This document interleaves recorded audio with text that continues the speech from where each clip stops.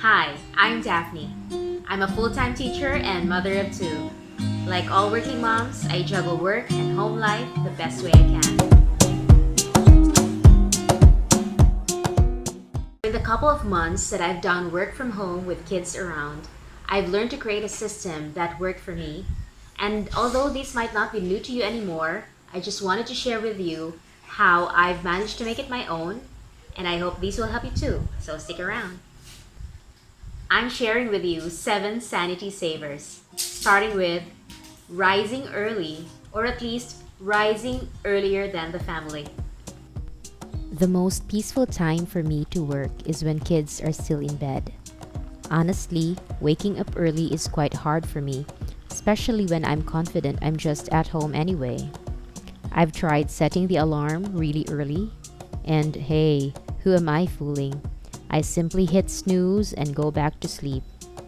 But the most realistic for me is to be up at 6 or 7 a.m. so I have 1 to 2 hours to do what I need to do with no distractions before the kids get up by 8 a.m. I can either do paperwork or start cooking, or do my cooking only when they're awake, and they can have time to play or watch TV while I clean up the kitchen sink and prepare breakfast for about 30 minutes. What do you think about waking up early? Second, setting routines and schedule time for work and play. Children are creatures of habit. When routines and schedules are not clear, they seem to be more anxious and impatient. We try to follow daily routines, such as waking up and sleeping at a particular time of the day, eating together at predictable hours of the day, not only when they're hungry, for example, setting a day of the week that we can go out to the park or the beach for a change of scenery. Should there be changes, we explain ahead when it's possible. Of course, this doesn't mean we are stuck to a boring routine. We make room for spontaneous activities, and the kids are equally excited. Setting clear schedules allocates time for work with little to no distractions, and it's a tremendous amount of relief when kids are used to the blocks of time for me to play with them and for them to study or play on their own. Third is clearing up the clutter and having my own workspace. Before even opening my laptop or any paperwork, I clear up my space because this seems to have a psychological effect on me. When I do this, I feel my work is already half done, as opposed to working in a messy table or workspace, which not only gives me a bad mood, feels rather crampy, and a reminder of the work that's never finished.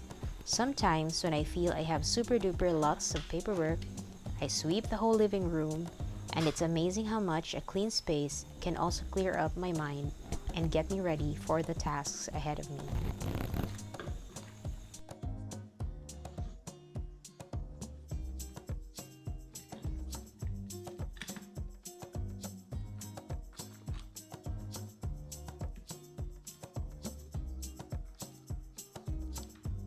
We're now down to number 4, keeping kids busy and engaged. Working with kids around is definitely not easy.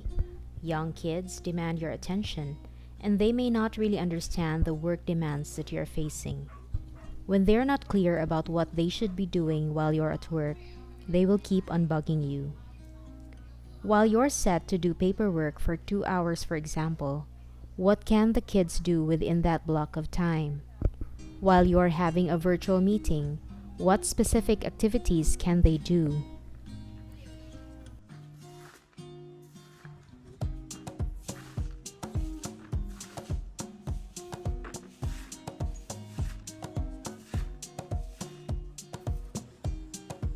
Fifth, communicating clearly to the family.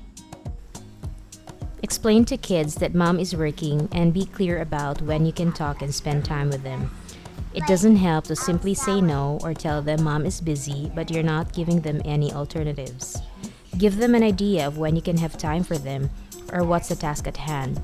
Kids are amazing when they get a picture of what you mean. And when you do stop for a moment to listen, put everything down and really listen. Sometimes I tell them what my activities are for the day and what activities we will do together so they can look forward to that.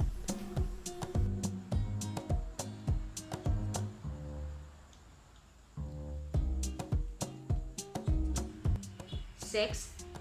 Asking help and delegating. I've long ago given up the idea that I'm superwoman. When I attempt to do everything myself, I end up cranky and blaming everyone for making me cranky. I've underestimated the capacity of my husband and kids to help me out when all I needed to do was ask and ask what I wanted clearly. It's cute when hubby and kids have the initiative, but come on, let's not think our household is a fairy tale when the prince knows perfectly well when to help you, or that the kids are angels that come falling at the right time.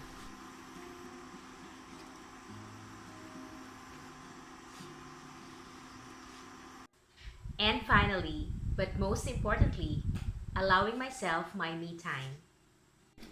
We have different versions of me time depending on our interests. We don't have to spend a dime to call it me time. Simple 10 or 15 minutes at the bathroom, or an hour or so on Netflix, however your me time looks like. We owe it to ourselves to get a chunk of our day for simple self love so we can go back to our family and work recharged and happier.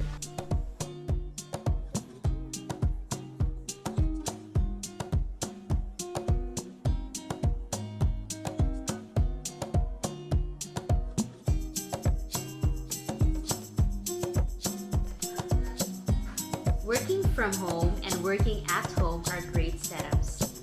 In the months that I've tried working from home, I can't say I've perfected the balance between work and family. In fact, every day is a trial and error day. But whenever I fail, I try again the next day. What are your thoughts about juggling mommyhood and work? Or family responsibilities and work if you're not a mom yet? If you have tips that fellow moms can try, feel free to comment down below and subscribe to this channel if you haven't already. And whenever I fail, I try again the next day. Working at home and from Working from home and working at home are great setups.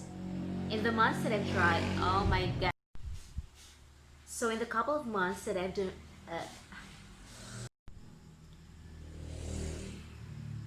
what are your thoughts about juggling work? Ah, nakuha sa akong braso eh.